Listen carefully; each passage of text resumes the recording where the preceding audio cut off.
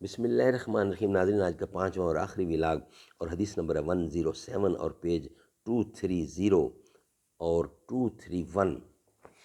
قال اللہ تعالی وما آتاکم الرسول فخذوہ وما نہاکم عنہ فانتہوا، جو تم کو رسول دیں وہ لے لو اور جس سے منع کریں اس سے باز آ جاؤ، رک جاؤ۔ معرف الحدیث، حدیث نبی کے ایک جدید اور جامع انتخاب، اردو ترجمہ اور تشریحات کے ساتھ، جلد سوم، کتاب الصلاۃ۔ رائٹر اس کتاب کے مولانا محمد منظور نعمانی رحمۃ اللہ علیہ۔ بسم اللہ الرحمن الرحیم۔ الحمدللہ والسلام علی عبادہ الذین اصطفیٰ۔ حدیث نمبر 107، ویلاگ نمبر 5، 230 اور 231 پیج۔ نہیں تیرا نشے من کسر سلطانی کے گنبد پر، تو شاہین ہے بسیرا کر پہاڑوں کی چٹانوں پر۔ ساحل کے سکون سے کسے انکار ہے لیکن، طوفان سے لڑنے میں مزہ اور ہی کچھ ہے۔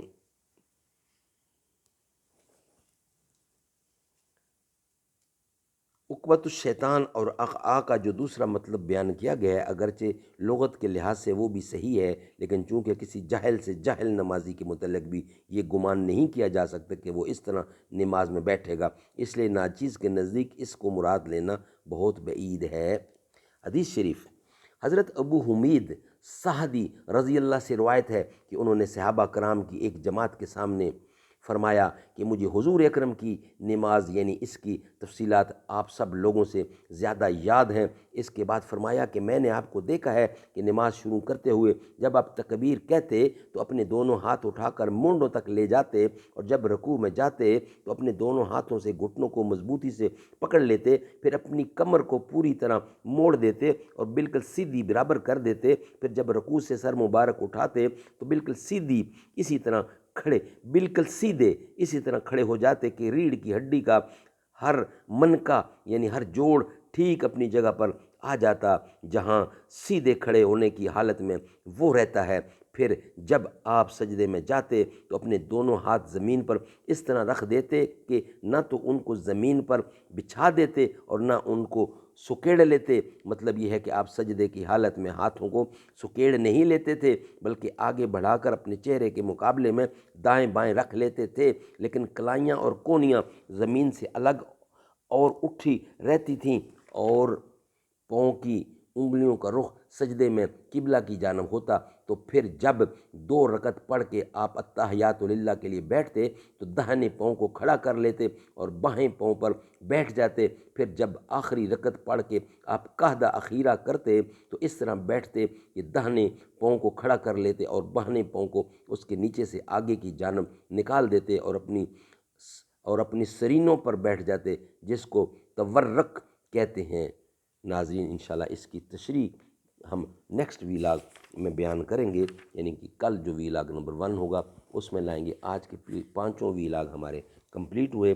ناظرین، اگر آپ کو ہمارے ویلاگ پسند ہوں تو اس کو دنیا کے کونے تک پہنچانا ہر مسلمان کا فرض ہے۔ اسی کو کہتے ہیں وَتَوَاصَوْا بِالْحَقِّ، حق کو پھیلاؤ۔ میری آرزو محمد، میری جستجو مدینہ، میں انہی کا نعت خواں ہوں، میری گفتگو مدینہ۔ کہتے ہیں جس کو خوشبو ہم تم جہان والے، وہ چیز در حقیقت ہے آپ کا پسینہ۔ آدم سے ناب عیسیٰ سب انبیاء انگوٹھی، اور کالی کملی والا اس مندری کا نگینہ۔ صدیق عمر غنی ہو کہ معاویہ علی ہو،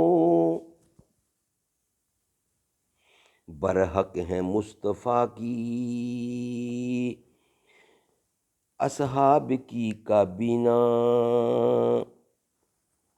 برحق ہیں مصطفیٰ کی اصحاب کی کابینہ، کوئی پوچھے تو یہ کہہ سکوں میں، باب جبرائیل میرا نگینہ۔ سبحان اللہ۔ میری آرزو محمد، میری جستجو مدینہ.